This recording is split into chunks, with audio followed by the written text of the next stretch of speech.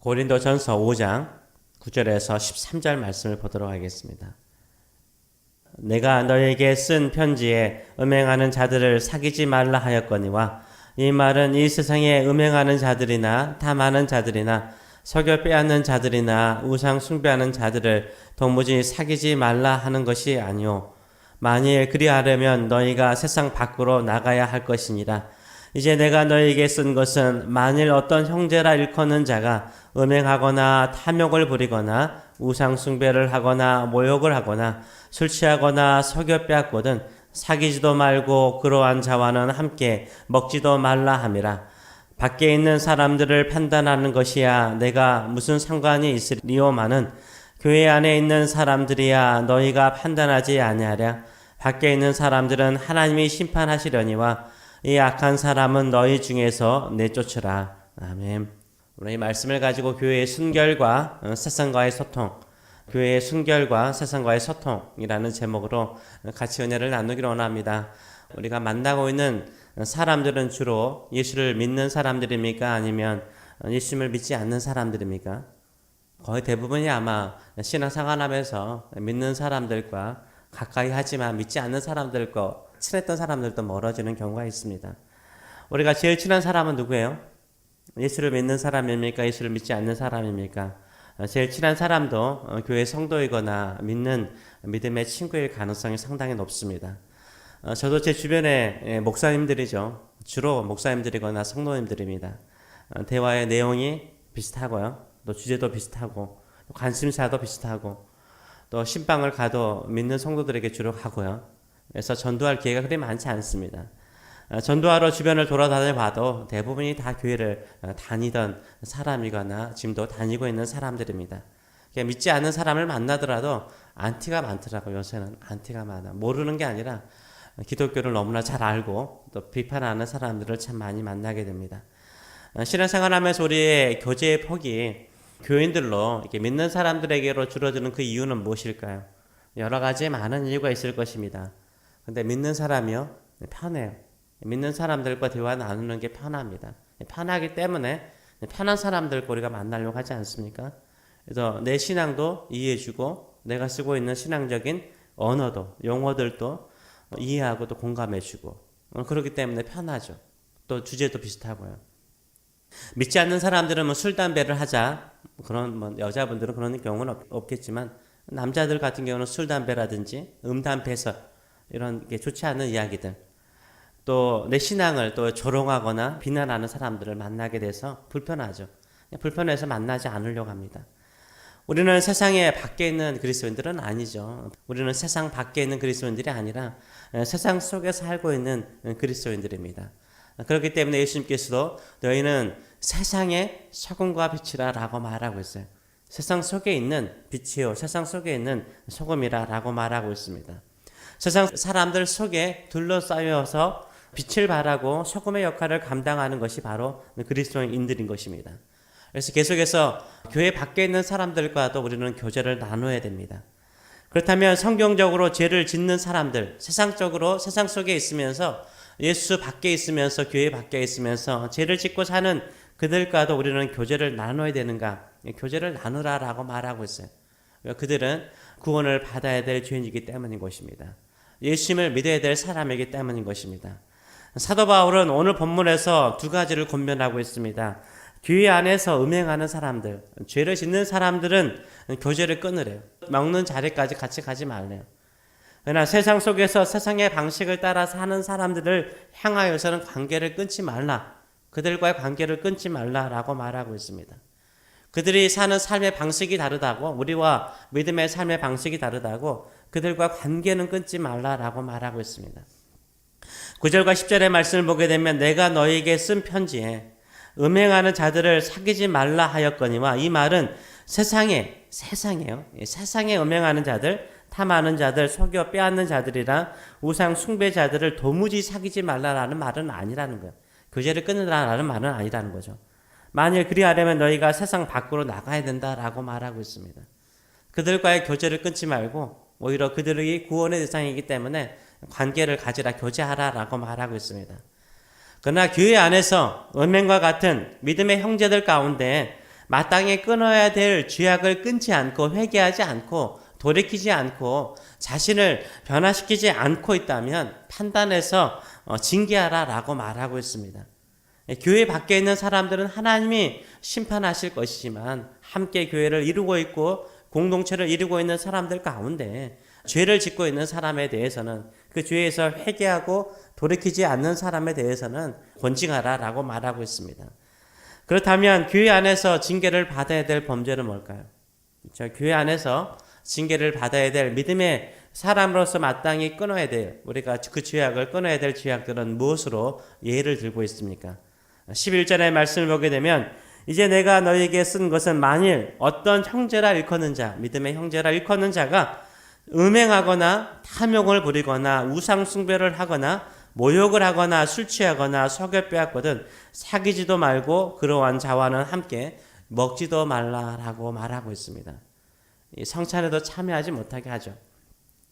여러 가지가 나와 있는, 첫째는 음행을 말하고, 둘째는 탐욕을 말하고, 셋째는 우상 숭배를 말하고, 넷째는 모욕을 말하고, 다섯째는 술 취함을 말하고, 여섯 번째는 속여 빼앗는 것을 예로 들고 있습니다. 음행이라는 것은 뭡니까? 음행이라는 성적인 타락이죠. 이 성적인 타락은 세상의 기준이 아닙니다. 성경에서 그 많은 것을 대놓고 하는 사람들 있잖아요. 세상이 바뀌었는데 이 시대가 어떤 시대인데 라고 말하면서 자신의 성적인 부도덕함을 합리화시키는 사람들이 있습니다. 아닙니다. 성경에서 금하는 것은 금하는 것입니다. 이런 사람에게는 징계를 해야 되고요. 둘째로는 탐욕을 말합니다. 탐욕은 탐심을 말하죠. 이미 가진 것에 만족하지, 언어적으로 그렇습니다. 이미 가진 것에 만족하지 않고 점점점 더 많은 것에 욕심을 부리는 사람을 말하는 거예요. 이미 가졌음에도 불구하고 더 탐욕을 갖는 사람이죠. 그런 사람에 대해서 루터는 그랬다고 그러잖아요. 종교개혁을 일으켰던 루터 같은 경우는 가르치기를 그렇게 가르쳤대요. 만일 내가 돈을 빌려줬어요. 이 사람에게 천불을 빌려줬는데 이자로 매달 10불씩을 받기로 했어요. 근데 탐심은 어떠냐면 10불씩의 이자를 받는 것도 많이 받는 건데 적나요? 100불씩 받았다. 천불 빌려주고 매달 100불씩 받기로 했어요. 이것도 많이 받는 거잖아요. 많이 받기로 했는데 500불씩 받는다, 이자를. 고리대업이죠. 이렇게 고리대업처럼 탐심을 부리는 사람은 교회에서 징계해야 된다라고 이야기를 했습니다. 이게 바로 탐심인 거죠. 세 번째로는 우상숭배를 말합니다. 우상숭배는 옛날같이 지금 현대시대에 우상을 만들고 섬기는 사람도 요새는 꽤 있더라고요. 진짜 꽤 있어요. 집안에 우상과 같이 뭔가 이렇게 섬기는 것이 있어요. 이게 우상이죠. 거기에 복을 빌거나 거기에 기도를 하고 있으면 그 우상인 것입니다. 또 현대 사람들은 지나친 과소비, 지나친 치장, 이것도 내가 볼 때는 우상 숭배라고 생각을 해요. 왜 그렇습니까?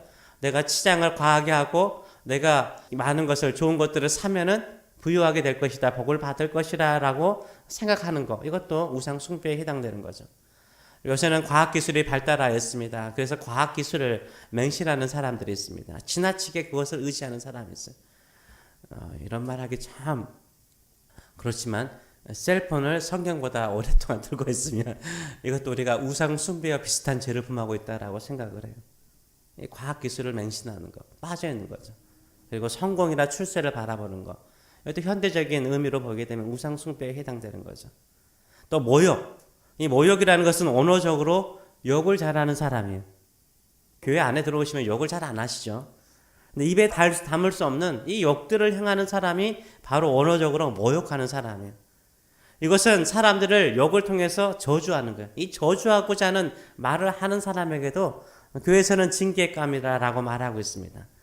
또 한 가지는 이 사회적인 권위라든가 교회의 지도자들에 대해서 끊임없이 교회 하는 모든 일에 대해서 비판하고 권위를 부정하는 것. 이 권위를 부정하는 것도 이 모욕하는 것에 해당됩니다. 이런 사람도 교회에서 징계하라라고 말하고 있습니다. 그러면 술 취함이 나오죠. 술 취함은 여러 가지 많은 죄와 연결되기 때문이에요. 술이 취하면 어떻습니까? 성적으로 타락할 가능성이 상당히 높죠. 지나치게 술기미에 소비하게 되고 음담패설을 하게 되고 모욕하게 되고 실수할 수 있는 경우가 많습니다. 또 마지막으로는 속여 빼앗는 것을 말하고 있습니다. 이 속여 빼앗는 것은 뭐냐면 폭력을 말해요. 언어적으로는 폭력을 말합니다. 가정폭력, 막 때리는 거, 학교폭력, 그리고 아동폭력, 이렇게 폭력을 행하는 것도 징계감이라고 말을 하고 있습니다. 교회 밖에서는 이런 범죄들은 그냥 흔한 거잖아요. 뭐 술 좀 먹고, 뭐 마음 안 좋으면 그냥 모욕하고, 내가 우상 숭배하는 거 좀 속여서 장사하려면 좀 속여서 빼앗아야 되잖아요. 그런 것들이 교회 밖에서는 어떻습니까? 교회 밖에서는 괜찮은 거예요. 그렇잖아, 보편적인 거잖아요. 그런데 교회 안에서 교인들이 이런 거 행하는 것은 뭐라고? 묵인하지 말라는 거예요. 교회에서는 징계된다라고 말하고 있어요. 근데 보니까는 우리 다 징계감이죠. 그래서 주여 우리는 징계감입니다. 그래서 우리는 십자가 하나만을 붙잡을 수밖에 없는 죄인들입니다. 매일매일 주 앞에 나와서 회개하면서 우리의 잘못들을 회개하면서 주의 십자가의 피로 깨끗하게 하여 주시고 성령의 도우심을 통하여서 변화를 받아야 될 사람입니다라고 생각이 듭니다. 교회는 세상보다 훨씬 높은 도덕적인 기술을 제시합니다. 왜 그렇습니까? 교회는 세상의 구원의 방주가 되어야 되고요. 소망이 되어야 되기 때문인 거예요. 교회가 교회다워야 세상의 소망이 될 수 있습니다. 빛을 발할 수 있고 소금의 역할을 감당할 수 있죠. 세상 사람들과는 자유롭게 교제하기를 허용합니다. 심지어 교회 안에서 징계받을 만한 사람들일지라도 그들 또한 죄인일지라도 예수 그리스도 안에서 구원을 받아야 될 사람이기 때문에 교제하라라고 말하고 있습니다. 그러나 교회 안에 들어왔음에도 불구하고 그 제약을 끊지 않고 순결을 유지하지 못한다면 권징을 해서라도 그들을 바로 잡으라라고 말하고 있습니다. 왜냐하면 그들의 영혼을 살리기 위해서 매를 들여야 되는 것이죠. 그러나 교회가 세상으로부터 고립되는 것은 사도 바울은 경계하고 있습니다. 우리는 더러운 곳보다 청결한 곳을, 깨끗한 곳을 좋아하죠. 그렇죠? 식당을 가더라도 깨끗한 곳에 가려고 그러고요. 앉더라도 깨끗한 곳에 앉으려고 그러잖아요. 내 집은 내가 청소할 수 있는 거죠. 그렇죠? 내 집은 내가 청소할 수 있어요. 내 방을 내가 청소할 수 있고 더럽다고 말하는 화장실도 내가 청소할 수 있어요. 남의 집의 방이나 남의 집의 화장실은 우리가 청소해 줄 수는 없는 거죠. 내가 속한 공동체, 우리 교회는 우리가 함께 청소해서 깨끗하게 할 수 있는 거예요. 세상은 우리가 청소할 수 없는 거죠. 그러나 우리는 깨끗한 공동체를 만들어 가야 되는 거예요. 깨끗한 공동체를 만들어 가면 세상 사람들은 깨끗한 공동체를 사모하게 되고 오게 될 줄 믿습니다. 교회가 거룩과 순결을 상실하게 되면요, 어제 말한 것처럼 능력을 상실해요. 이건 어쩔 수 없는 거예요. 이게 성령께서 역사하는 곳은 회개하는 심령, 통회하는 심령, 거룩을 추구하는 마음속에 역사하시는 거예요. 순결함을 지키고자 하는 심령 가운데 성령께서 역사하세요. 죄악이 있고 나쁨이 있음에도 불구하고 악이 있음에도 불구하고 그것을 버리지 않으려고 그러면 우리가 스스로 능력을 상실하게 됩니다. 교회의 순결은요, 교회의 건강과 관련이 있습니다. 건강한 교회가요, 능력이 있습니다. 명품 옷을 입고 값비싼 장식품으로 장식할지라도요, 그 사람의 몸이 아파요. 그러면 움직일 수 없어요. 병원에 있어야 됩니다. 그러나 아무리 외적으로 화려하고 웅장할지라도 건강하지 못하면 능력을 상실하게 되는 것이죠. 그러나요? 전 볼품 없고요, 형편 없을지라도 겉으로는요, 건강하면 마음껏 쓰임 받을 수 있습니다. 이를 위해서 스스로 정결한 교회, 십자가를 붙드는 교회, 회개를 통해서 성령의 충만함을 가지고 거룩함을 추구하는 세상 속에서도 빛을 발하고 소금의 역할을 감당하는 교회가 될 수 있도록 기도하시는 저 여러분 되시길 축원합니다. 우리 190장 찬양하면서 후렴이 참 재밌지 않아요? 성령이여 강림하사 회개하는 마음, 통회하고 애통하는 마음을 달라고 그러잖아요. 그때 능력이 있는 거예요. 그때 성령께서 깨닫게 하시고 교회들을 사용하여 주실 줄 믿습니다. 이런 거룩한 교회를 만들어가는 거룩한 성도의 삶, 거룩한 성전을 만들어가는 저 여러분 되시길 축원합니다. 기도하겠습니다. 살아계신 하나님 아버지, 주께서 징계를 해야 되는 기준들을 보니까 거기에 한두 개는 우리가 해당되는 것을 주 앞에 고백합니다. 세상 속에 살고 있는 세상 사람들에게만 해당되는 것이 아니라 우리 안에도 이런 죄악의 모습들이 있는 것을 주 앞에 고백합니다. 세상 사람들이 가볍게 여기는 것들, 그러나 하나님께서 가볍게 여기지 않고 징계하고자 하는 것들이 우리 안에 있다면 우리는 매일 회개하는 심령으로 십자가의 은혜만을 붙들고 성령 안에서 새로워지기를 원하는 심령으로 주 앞에 나갑니다. 다시 한번 애통하고 회개하는 심령을 주시고 예수 그리스도의 십자가 하나만을 붙들게 하여 주시고 성령 안에서 새로움을 추구하고 거룩함을 추구하고 또 순결함을 추구하여서 정말로 세상 사람들에게 희망과 소망을 심어줄 뿐만 아니라 예수 그리스도의 복음을 전하는 저희들의 삶들이 될 수 있도록 축복하시고 역사하여 주시옵소서. 이 세상에 악의 물결이 파도가 얼마나 센지 모릅니다. 교회 안에도 들어와서 우리 스스로도 그것이 죄인가라고 생각할 정도로 혼란스러울 때가 많습니다. 주여, 우리가 이 파도에 휩쓸려서 늘 흔들리는 심령 되지 않게 하여 주시고 파도에 올라가는 믿음의 사람들 될 수 있도록 인도하여 주시옵소서. 교회가 능력을 상실하여 가고 있습니다.